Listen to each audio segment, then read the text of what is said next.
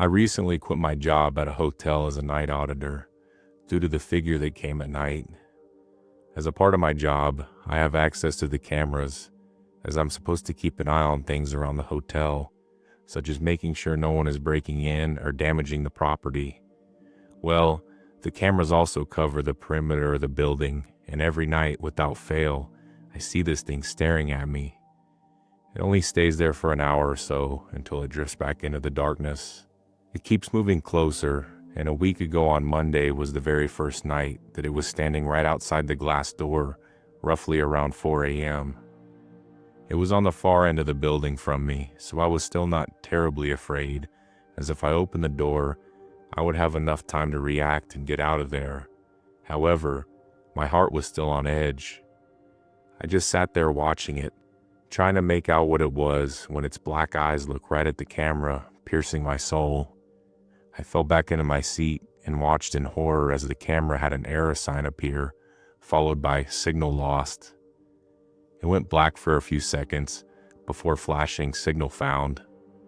The image flashed back on and the figure was gone, nowhere to be seen. I checked the hallway cameras and luckily I didn't see anything. More time passed and I was glued to the cameras, checking every crevice of the hotel that the cameras could cover, seeing nothing. I felt like I was in a real-life Five Nights at Freddy's situation, but I had no control over locking the doors. Well, I could have, but then no guest would have been able to get in or out, and I'd definitely have issues with my boss if that happened. Luckily, that night finished like any other. However, I was even more joyful to see the sun glance over the nearby mountains. The next few nights I worked at the hotel, it was relatively boring. However, I had gotten so used to seeing that figure standing somewhere outside that I felt uneasy not seeing it at all, especially how close it had gotten the last time. The nice thing was that I could access the camera which overlooked where I worked. I constantly hopped between my desk in the back and the front desk when a guest needed help during my shift, and both of which were in view of the camera. A few nights back, after all this had gone down during a shift, I decided to do some digging as there was no possible way I was the only one that worked here that had an issue before. I messaged a few of my coworkers that I had a good relationship with for their own personal experiences. The ones that worked during the day said they hadn't had any issues at all, and the other night auditor said she personally had never had any experiences, but that Brian, who used to work here, had mentioned he'd seen something similar. This gave me some relief, as I didn't feel completely insane. Although intrigued, I asked my coworker if she still had Brian's contact info. She did, and she forwarded it to me.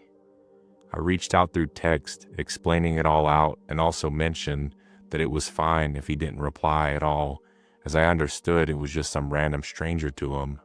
It didn't take long for him to reply after sending the message, although I kinda wish he hadn't, because what he wrote back struck a shock of fear down my spine. He wrote back, "If it has gotten inside already, just quit and find a new job." I messaged, "Why? What happened?" He texted back, "Read the old notes I left in the staff spreadsheet back when I worked there. It should be around July of 2024. Also, don't message me again, as I don't want any connection back to that thing." He proceeded to block me, never replying to any of my other questions. I waited until my next shift to go over the old staff logs. I went through hundreds of old notes by the staff, with most of them just saying things like, "So-and-so is requesting to move their room, check in early or check out late," and the usual hotel staff notes. I used the fine words on the page to help me narrow down my search. After searching the word figure, I saw that it had a few responses pop up. I clicked on them and proceeded to read. The first one read, "Strange figure had been snooping around at night. I've investigated, but they always disappear before I find them."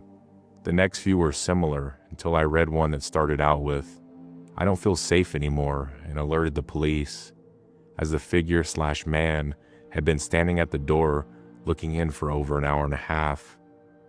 Something felt off. It was interesting to see that nearly the same thing happened to Brian back in the day.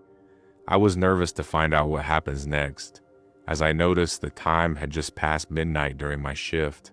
I still had 7 more hours until I could go home. With nothing but time on my hands, I kept reading. The man showed up again during my shift, but this time they were inside the hallway. I was weary of calling the police again as they weren't so happy the last time I called. And no one ended up being there, so I didn't. That's all that was written on that staff note.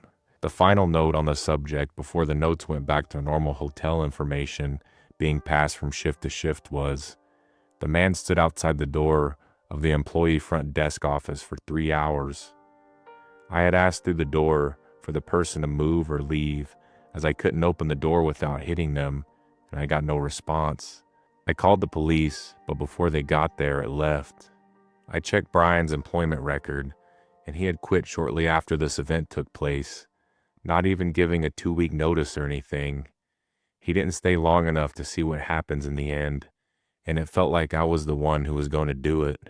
I quickly checked the cameras to see if I saw anyone or anything. Although it was dead silent across the hotel, we were only filled to 30% occupancy at the hotel, so it was a slow night. I glanced my eyes across the hotel cameras, and then I saw my worst nightmare. The figure was inside the building.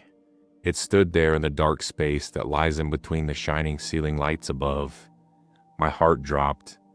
I knew that it was only going to get closer. I watched it intently, not knowing what to do, as calling the police would be fruitless. I made sure the staff door was locked, and as I sat down, the camera that overlooked the part of the hallway where the figure stood was completely black besides a white circle. I stared at it and double-clicked to make it enlarge. I checked the feed to see if the internet had cut out, but it was live. The white circle disappeared and reappeared in a split second. I was baffled by what I was seeing and was wondering if I should check on the camera, although I already knew that I was too scared to do so and would wait until the morning when it was light. After the white circle flickered for a few seconds, I noticed something interesting. It kind of looked like the white of someone's eyes, although the pupils seemed to be pitch black, taking up the whole center. I was staring at an eyeball. Horrified, I sat there unmovable as I felt my very soul being pierced through with that gaze. The feed to the camera had cut out as it had done before, and then it was back to normal. The figure was gone. I didn't know what to do. My next shift would probably be where it stands at the door, and I was not mentally prepared for that. The rest of the night was fairly normal, besides a strange black and white cat that walked around the side of the building. It also seemed to be on edge by how it kept glancing behind itself every few steps before darting off into the darkness. I was so ready to go home after that. Although, after getting home, I was trying to fall asleep after my shift. I felt dread building up in my pit. It was sunny outside, and I had light dampening curtains because of my job. However, I was too scared to draw them back, so I hopped straight into bed, covered my face in the covers, and drifted off to sleep. In my dream, all I could see was the white circle. My body was stiff, like thick concrete, and I felt completely trapped. I tried to scream, but nothing came out. Attempting to wake myself up, I shook my body rapidly, and that did the trick. However, only my consciousness was awake while my body felt paralyzed. It felt hard to breathe, and I noticed the room was pitch black, even though I had the curtains open. I could feel a presence in the corner of the room, and I could see 2 white circles resembling the severely dilated eyes staring at me. It then proceeded to deform and start crawling on the ground towards me. My heart was empty as it crawled onto my chest. I couldn't breathe. I couldn't do anything but stare at it. Scared to death, I passed out and woke up to my curtains drawn and the afternoon sun rays resting on the bedroom floor. I was so relieved to have that dreadful nightmare over, and I never had felt this sensation before. Looking it up, it fit the perfect picture of a sleep paralysis demon, and I'm glad many other people had experienced similar things. However, it still didn't rest easy with me that I was going to have to go to work that same night.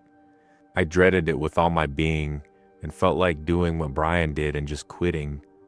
Although I would feel bad for my colleagues that would get stuck covering my shift until they found someone to replace me. So I decided to show up to work anyway, bringing a small pocket knife which I kept concealed. It added a little bit of comfort at least. Upon starting my shift, I did the usual opening shift tasks like cleaning and wiping things down and reading over the staff notes of the day.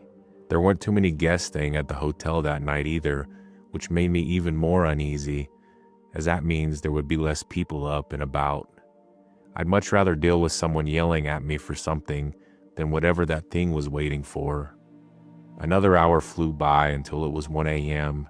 and still nothing had happened. I started to feel a little bit better about the situation and leaned back into my chair while pulling a movie up, as we were allowed to do what we wanted, as they mainly needed a warm body present to help hotel guests in the middle of the night. Anyway, I'm watching Parks and Recreation when I saw one of the cameras flicker.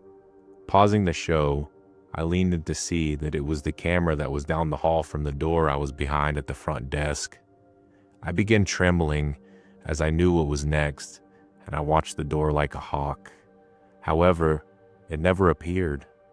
I sat there staring intently until I saw another flicker on one of the cameras, and it was the one in the office where I was sitting.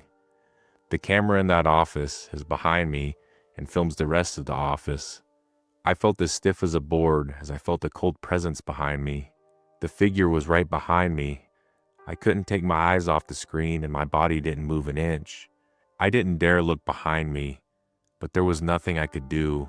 So I sat there for a full hour, motionless, and that thing didn't flinch an inch. Cold wind brushed against the hairs on the back of my neck that stood straight up. It felt like it was the breath of that creature.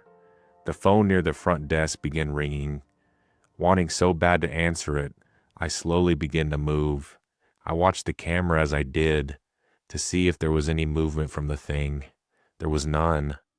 I continued slowly to swivel in my chair while still keeping my attention forward. I stood up, walking to the front desk, and I answered the call. It was about someone in one of the rooms asking about what time breakfast was. I answered him in the coldest voice I ever had, as I couldn't even pretend to have any ounce of joy. He seemed put off, but didn't have enough time to say anything as I hung up. Afterwards, I looked forward to the window and saw the reflection of the thing standing from the back desk that I had left with the cameras displayed open.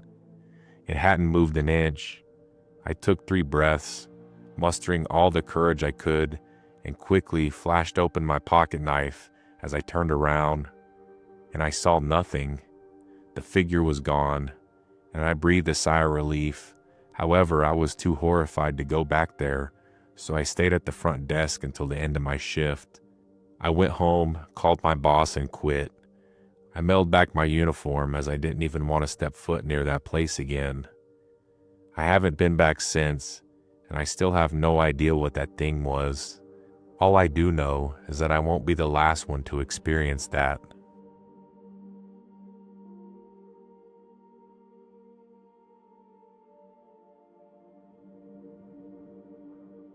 For the past couple of weeks, I've been waking up in the middle of my sleep to my neighbor's dog barking. I've tried approaching my neighbors about it, but they just look exhausted and they tell me they're also annoyed by the dog. They said they've tried everything to calm it down. Training, different collars, even consulting a vet, but nothing seems to work. It sounds ridiculous, but I guess it's something we all have to deal with, and at least I'm not the only one being tortured by the constant noise. At first, I thought it was the usual cats, raccoons, maybe the occasional stray fox, but lately the barking has been different. The dog's growls and barks are harsher, more frantic, like it's barking at something more than just another animal, something larger. I've been losing sleep over this. The exhaustion is starting to affect my work. It's hard to focus during the day when you've barely gotten any rest. So after a few nights of the same chaos, I decided I've had enough. I couldn't take it anymore. I needed to know what was causing the disturbance once and for all. So last night, I went outside.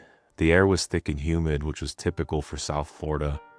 and the moon was barely visible beneath a blanket of clouds. I stood still for a while listening. The dog's barking had been relentless for what felt like hours, but now there was an eerie silence. Just when I thought the noise had stopped, the barking exploded again. This time, it was coming from the side of my yard where the bushes and trees grew thick.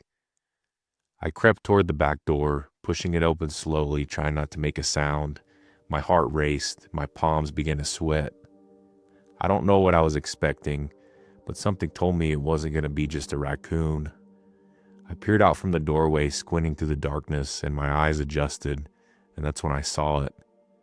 The dog was in the corner of the yard, barking furiously at something standing beyond the edge of the fence. It wasn't an animal. No, it was something. Human.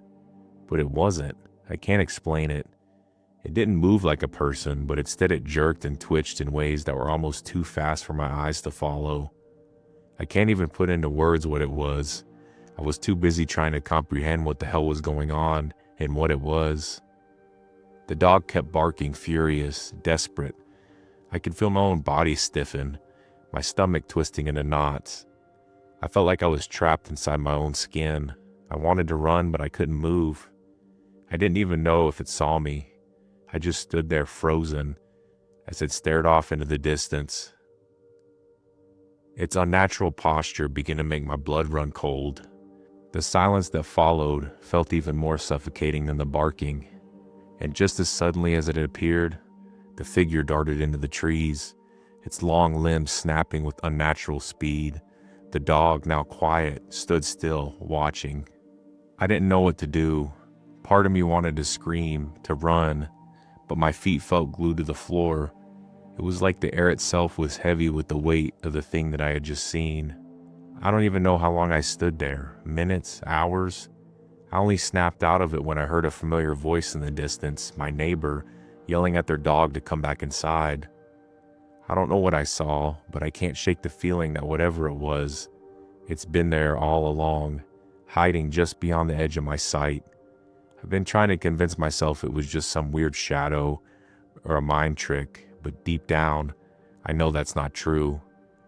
I'm not sure if I'm ready to go outside again, but if I hear that barking one more time, I'll be prepared. I'll snap a picture and get proof, because I can't be the only one who's seen it. I'm reaching out to anyone in the area, anyone who's had a strange experience or maybe noticed something similar. I need to know if this is happening to anyone else. I'm not crazy. I can't be. Please, if you've seen anything like this or know what it might be, let me know. This has gone too far, and I don't think I can just ignore it anymore. It's not a barking dog. There's actually something out there.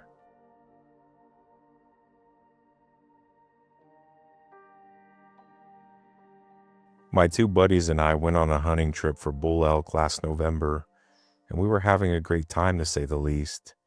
That, however, soon would change after we saw what we did on the third day. Now, I'm not one for superstition, and I don't believe in ghosts at all, but what we saw out there really changed my view about those sorts of things. The trip started out normally after we parked our trailers at camp. We got there a day early before the hunt officially started, so we could settle in and get some scouting done. Only Eric and I had licenses because Brian didn't draw out this year, but he wanted to come along with us anyway. Brian also brought along his German Shepherd named Lucy, which stayed back at camp with a leash that was connected to a metal spike. The spike was so deep in the ground that I wondered if we would be able to get it out. I asked Brian, and he just told me that his dog was so strong that it had to be that deep. I enjoyed playing with Lucy. She was always excited to see me and would always greet me by jumping up on two legs, trying to lick my face. Eric, however, was not amused by her and would constantly yell at her to leave him alone. Anyway, the first 2 days, we saw so many cow elk in the valleys and on the sides of the mountains that I thought for sure we would see some bulls out there, but there were none among them. It wasn't until the third day of the hunt that we saw a bull elk, but it was too far away to take a shot at. And even if we were able to hit it, it would take hours trying to pack that thing out.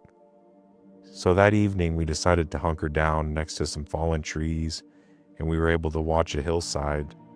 While we were surveying the area, Brian spotted a coyote about 250 yards, walking to a small pond of water, strangely if it was maned. Eric took out his binoculars to take a closer look, and he started to describe it by saying, "That coyote, it ain't right looking. It has a hunch on its back like a bear, and its jaw, oh man, its damn jaw seems like it's been broken, and now it's just drooping there like a dead fish." "Let me see those binoculars," I asked curiously with an outstretched hand. Eric handed them to me, and as he did, he seemingly grasped his gun tightly. I took them and looked at the animal and said, "You're right, that thing's jaw is just hanging there. Also, did you happen to notice its hair?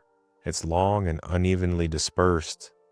I then handed the binoculars to Brian, and he looked at the coyote for 1 second and screamed. "Shh, Brian, shut up, we're hunting," Eric whispered harshly. "What did you see?" I asked as I looked at his shocked facial expression. Brian looked at his feet and muttered, I saw my dog Lucy, but it wasn't her. I don't know what that was." "It couldn't have been your dog. When I looked at it, it looked like a dying coyote. It didn't have the large black spot on its back, or your dog's strawberry red sides and underbelly," I said in plain yet confusing manner. "Well, since we ain't gonna see anything out here 'cause you're screaming like a baby, I'm gonna put that coyote out of his misery," Eric said angrily as he raised his rifle and looked through the scope. A large shot followed, and we saw the animal drop down soon after. It was a clean kill, and Eric was curious about seeing what was wrong with the animal up close, so we started getting ready to hike out. As he got his stuff together, he said, "You probably just didn't get a good look at it, Brian. Your dog is fine." Brian stood up, and he brushed the dirt off of his butt and replied, "I swear I saw my dog, but an evil, demented version of it with human eyes. But you guys are probably right. There's no way she could have had the strength to yank that metal spike holding her back at camp." "Well, let's go find out the truth about this animal," I said somewhat excitingly as I started walking toward the dead animal. It took us about a half an hour to hike over to it, and we lost sight of the animal's corpse as we had passed through some trees. Once we finally got to the spot where the animal had dropped, there was no corpse, just a puddle of blood. However, the blood was blackish and very dense. Eric observed the scene and started to scratch his head and said, "Could have sworn I shot that thing straight through the heart. There's no way it could have gotten back up and walked off." I had an eerie feeling about the whole situation, and Brian was still afraid that it might have been his dog that got shot. Eric, however, noticed a trail of blood leading into the dark tree line. Without asking, he started to follow it, and he loaded his gun again. As he did, me and Brian were both freaked out and just watched Eric as he went into the forest. He soon went out of sight, and Brian and I couldn't leave him there, so we waited. I passed the time by taking a shiny stick and poking it in the puddle of blood. It smelled terrible, and the aroma hit me pretty hard, so much so that my stomach convulsed and I threw up. "You okay?" Brian asked as he put his hand on my back. Before I could answer, there was a loud shot that echoed through the trees, and we both looked at the direction it came from. "He must have found the animal," I said as I spit into the grass. As soon as I said this, we could now see Eric, but he was full on sprinting. "Run!" he screamed at us. I noticed that he must have dropped his gun because he wasn't carrying it. I was about to ask him what had happened, but Brian grabbed my arm and yanked me towards the direction of where we parked the truck. Without hesitation, I ran. We soon made it back to the truck, and my shoulder hurt from the rubbing of the gun strap. I looked back at Eric, who slowed down for nothing. I soon looked behind him and saw nothing chasing us, so I opened the truck and got in without a worry. Eric then climbed in and told me to hit the gas and go. I was so perplexed at what Eric saw out there, because I knew he hardly ever got scared of anything, so this started to freak me out. I started driving fast back to camp, and I asked Eric, "What did you see out there that was scary enough to make you drop your gun?" "I don't know, man. That was no damn animal. I followed the trail of blood and it stopped at the base of a tree, and I was wondering how a coyote was able to climb a tree, but when I looked up, I saw this hairy humanoid creature. It smelled so freaking bad." Eric went on about how scary that thing was and how he was done with the hunting trip and just wanted to go home. We soon pulled into camp and mutually decided we were going home. I started to pack my things up, and then I felt something was missing. And then I got the thought to myself, Lucy, where's Brian's dog? She's usually always excited to see us back at camp. She can't stop barking and wanting to be set free. As soon as I thought this, Brian started screaming and crying. I ran over to where he was and saw that the dog was gone. However, on further inspection, I noticed what Brian was looking at. Something had pulled out that metal stake in the ground and strung Lucy up on a nearby tree and skinned her. Brian just couldn't stop crying, and Eric ran over to see what was wrong and just stood there with his jaw dropped and frozen. He then muttered, "She was skinned alive. There was a bunch of bruising caused by struggling around her neck where the collar was." "Shut up, Eric, you ain't helping," I said as I put my shoulder around Brian, who had unstrung his dog's body from the tree. "Skinwalker," Eric said in a low tone of voice as he looked into the distance. He then screamed, "It's a damn skinwalker." I followed his gaze and saw an animal that looked like Lucy, but it had human eyes and sickly green glazed-looking coat of fur. Brian stopped crying and just stood there, eyes locked on the beast. Eric then whispered with his voice quivering, "We all run to the truck on the count of 3. Just leave everything else." Brian and I slowly nodded and agreed on the plan. "Okay, 3, 2, 1. Eric whispered sharply. We all took off like a pack of wild gazelles for the truck. We hopped in, and as soon as we did, the skinwalker lunged at us and struck the right side of the door with such a powerful blow that it nearly tipped the whole truck over. It didn't stop me whatsoever, and I drove out of there faster than I ever could have. After that, none of us ever went hunting again in that area. We've never even been back to claim our camping trailers or supplies. It was so terrifying to think what had happened to Brian's dog could happen to us, and that thing would walk around in our skin. Since that experience, I am now a superstitious person.